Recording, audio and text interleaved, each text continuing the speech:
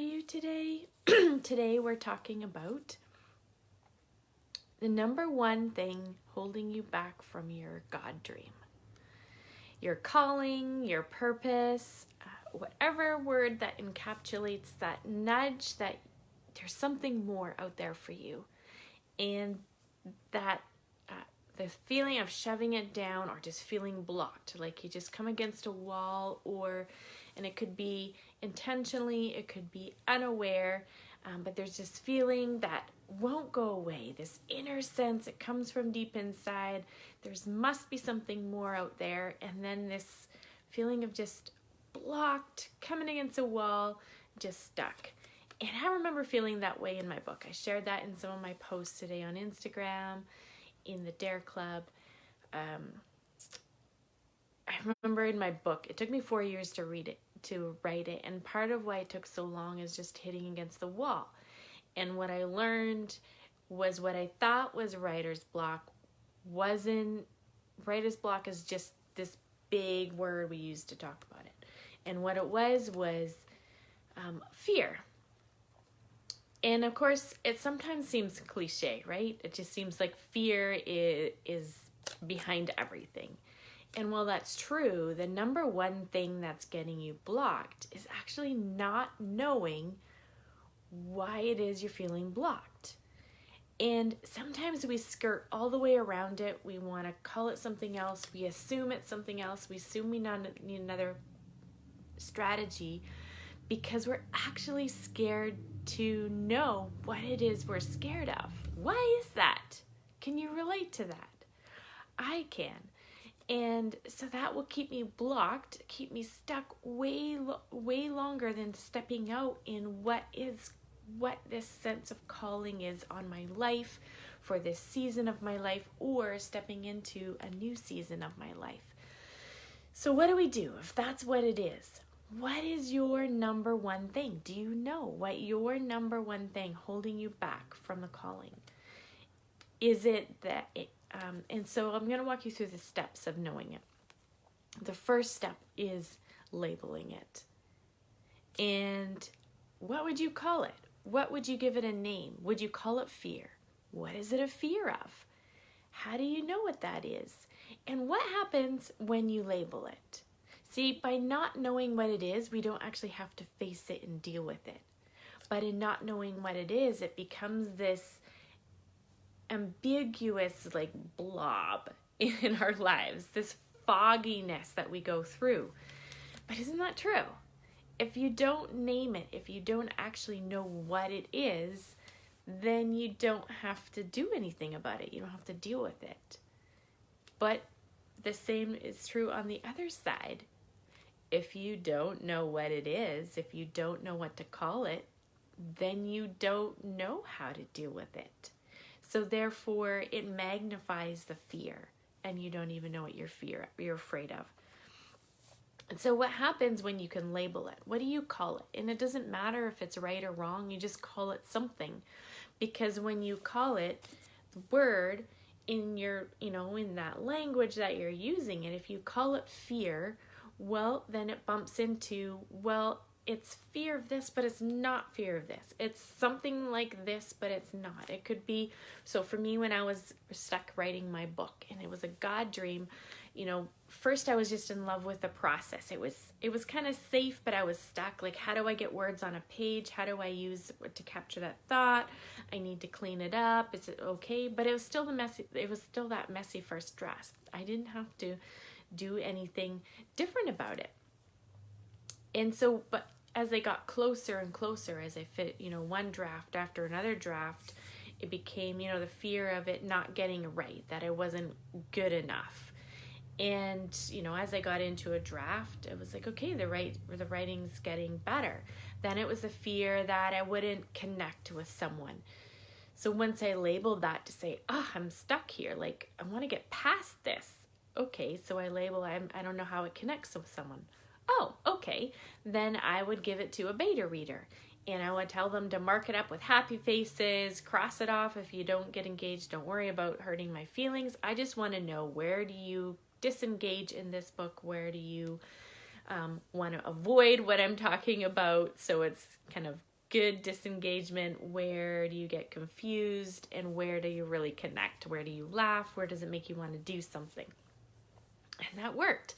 All of a sudden it started coming alive again, and I would move a little bit further, and then I would get stuck again. And in the last phase of getting stuck, it just really felt locked. And it wasn't I could label it. I'm like, well, it's not really that. And I didn't really think it was fear. I'm like, the book is almost done. How would it be? How would I be afraid? And I realized, well, it was. I was that close to being done, and my fear was of being seen, of it being out there, and I couldn't take it back again. And what if someone misunderstood what I was saying? What if someone, attacked me on it? What if someone, was embarrassed? Like, all of the what ifs came with it. And it was, what if being seen and I couldn't take it back again? What if I had to stop hiding, in a sense? And so when I labeled that, then I had to get serious, and I had to, I'd peeled back all the other layers, and I had to face that one. But as soon as I label it, well, I would describe, and just what I said, I would have to describe, well, what is this fear?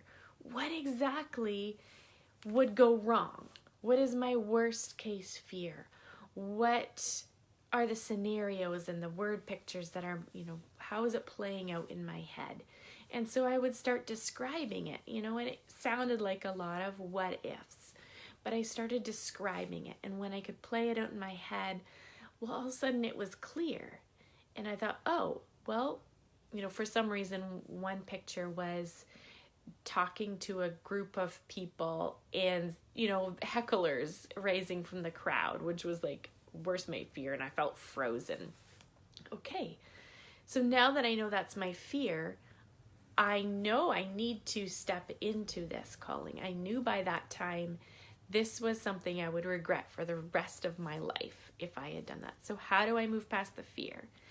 And when I could identify the feeling that went with it, I was like, I'm afraid of the feeling. Often, did you know that? Often what we're afraid of is the feeling that comes with it.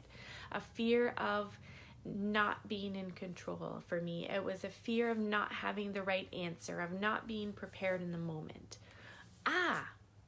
Well, when I could name that, when I could describe it, and the fear, I want that feeling to go away. Well, I may not be prepared. So what if I don't have the right answer in the moment?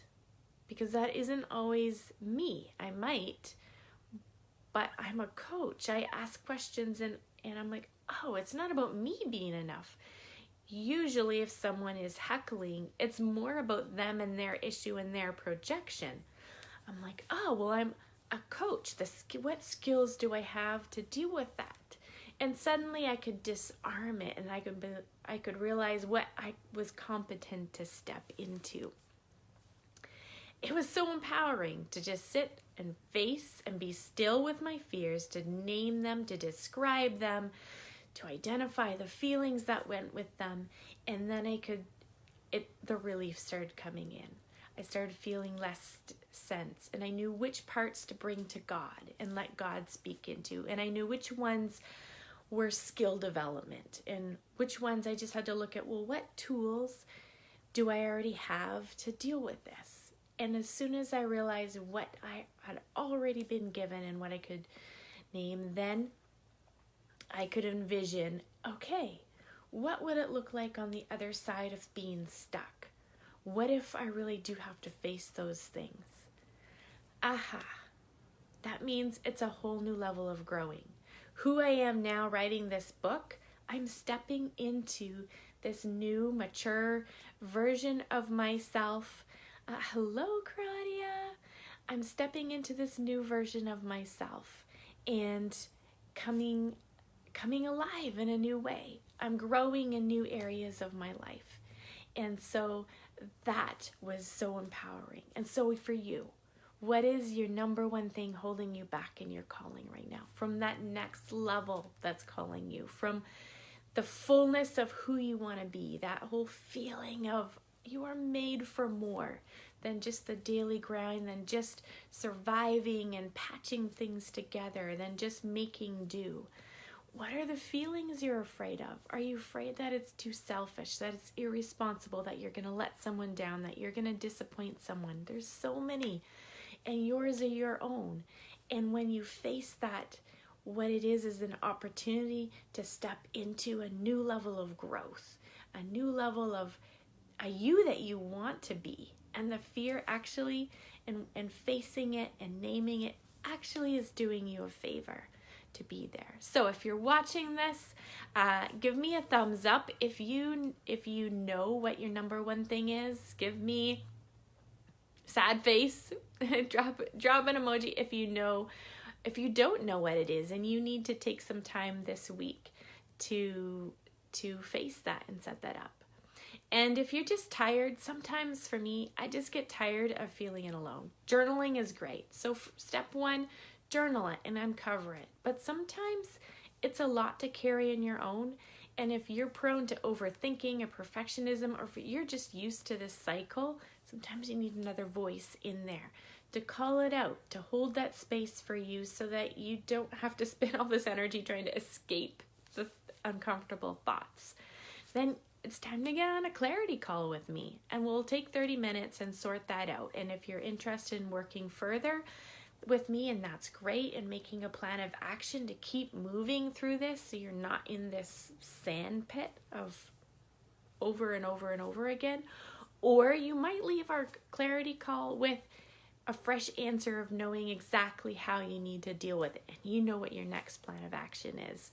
Whatever the case, those 30 minutes, you're going to feel way better than you have been lately. I just feel like you've moved forward. So that's what I'm here for, Clarity Call. I'm Emily Grabatin, Purpose and Calling Coach. If we haven't met yet, I wrote a book, Dare to Decide. And all of this is inspiring you to just step into this next season of your calling, of that God dream in your heart that just won't go away. That little quiet nudge, it's not going away, and there's a reason for that. So why not explore it further? So give me a wave if you're watching in the comments. I'll be back in and walking you along, and we'll see you around.